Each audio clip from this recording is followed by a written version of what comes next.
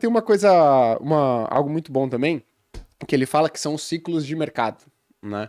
Então, muita gente e é bizarro isso, e não é só pessoa física, é gestor de fundo de investimento A também. gente vê os bancos lá fora quebrando basicamente por isso. Exatamente, né? Exatamente. As pessoas esquecem que o mercado funciona em ciclos, né? Ou seja, você tem movimentos positivos, você tem movimentos negativos, né? Tanto para a economia quanto para ativos. Você utiliza essa análise de ciclos, Bruno, em determinar a sua composição ali dos investimentos? Ou você é um investidor mais, digamos, Não, eu passivo? tenho uma certa composição de portfólio que ela meio que tem um esqueleto, né? Mas eu vou mexendo em partes dela, vendo aquilo que está mais atrativo ou não. Então, posso falar que eu sou um cara, embora algumas pessoas possam discordar por conta de exposição a Bitcoin, mas eu me considero um investidor conservador.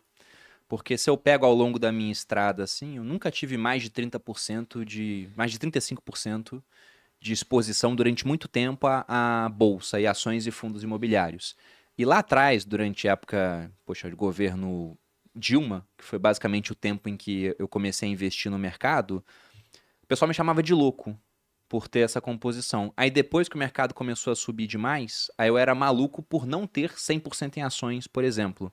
Então eu meio que tenho um esqueleto. Mas dentro da minha exposição à renda variável, se eu pego, por exemplo, o que eu tinha em Bitcoin no começo era nada, aí depois que eu fui entendendo mais daquilo e compreendendo como é que funcionava o ciclo do Bitcoin em termos do halving, né, que ele tem um ciclo próprio de funcionamento, eu fui aumentando minha exposição naquelas áreas, enquanto, embora na renda fixa eu tenha uma fatia grande, eu também tinha uma propensão a estar mais alocado em pré-fixados indexados à inflação de longo prazo em certos momentos, em comparação a outros. A gente aqui no Brasil, a gente pode falar que o país ele é meio que constante no seu funcionamento. O Brasil é mediano, né? Então, tem gente que gosta de falar que o Brasil é o nota 6. Eu penso que não. Ele é o nota 4, que quando pega a recuperação ele estuda, porque ele é inteligente, tira 8. Aí todo mundo Uhum. fala, ano que vem esse cara vai estar melhor, ele tem potencial. Não. É, ele vai. Ano que vem ele joga videogame demais e volta pro 4. Entendeu? Então o Brasil, pra mim, é isso. É um país que ele pega a recuperação e aí ele passa de ano. Então, nós não seremos nunca uma Suíça, apesar de pagar imposto tipo a Suíça, mas também não acho que a gente vai virar uma Argentina, né?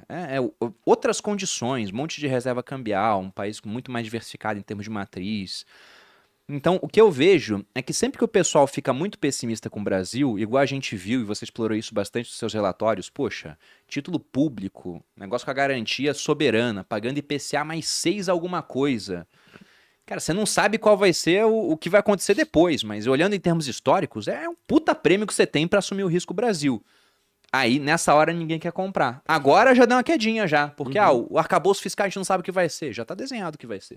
Ah, já Já tá já cai a desenhado. taxa de juros.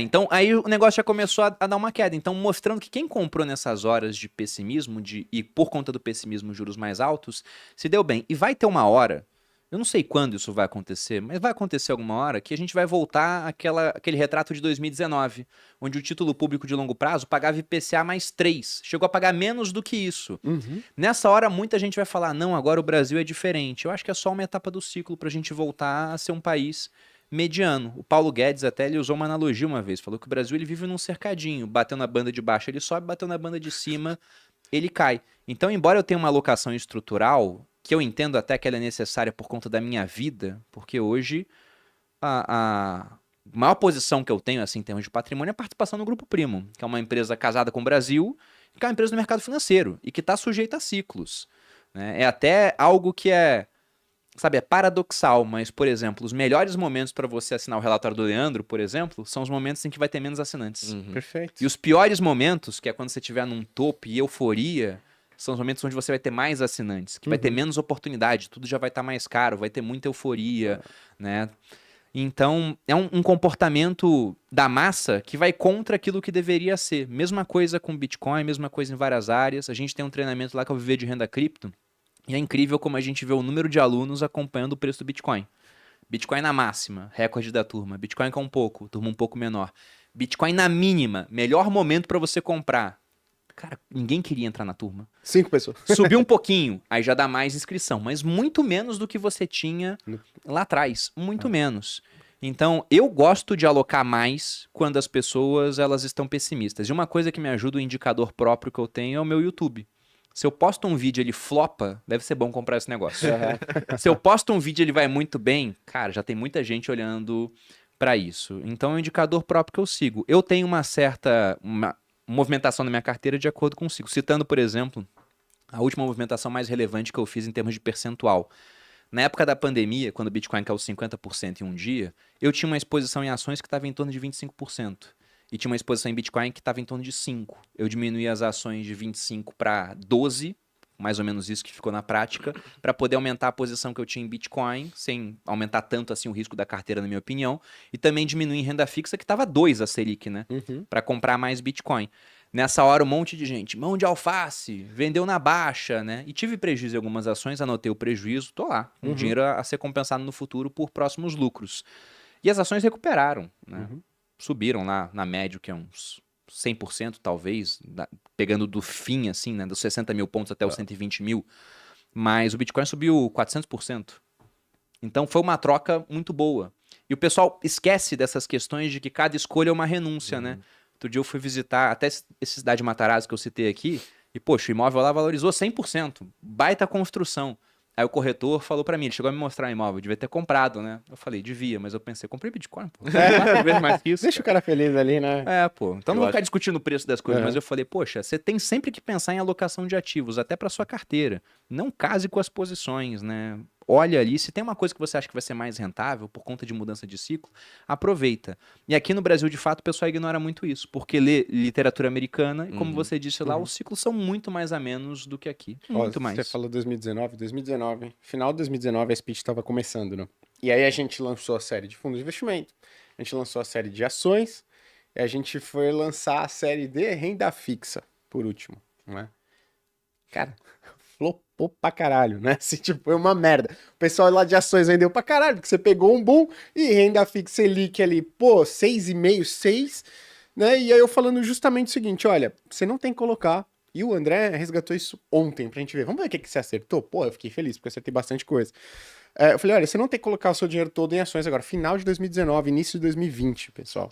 Você não tem que colocar todo o seu dinheiro em ações agora, muito menos em pré-fixado indexado à inflação. A composição da minha carteira era 90% CDI e 10% uma B5. Era isso, né?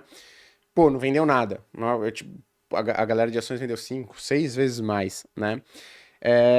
E aí, quando eu escrevi esse relatório, eu fui muito xingado, cara. Pô, e eu tava começando nas redes sociais, agora eu falei, caralho, é assim que você trabalha com redes sociais. Pô, aqui é a minha tese, gente, tá? Tipo, pô, é o que eu acredito, você não precisa me xingar se você não concordar com o negócio. Inclusive de gestores de fundos de investimento, respondendo meu e-mail, porque estavam inscritos nas newsletters e publicações, né? Eu falei, cara, que bizarro, né? E justamente isso, aconteceu que a gente tava no topo do ciclo, pô, as ações esticadas, já, óbvio, teve a pandemia, mas enfim, já não dava pra você falar que tava barato, Selic tava em 6,5, né?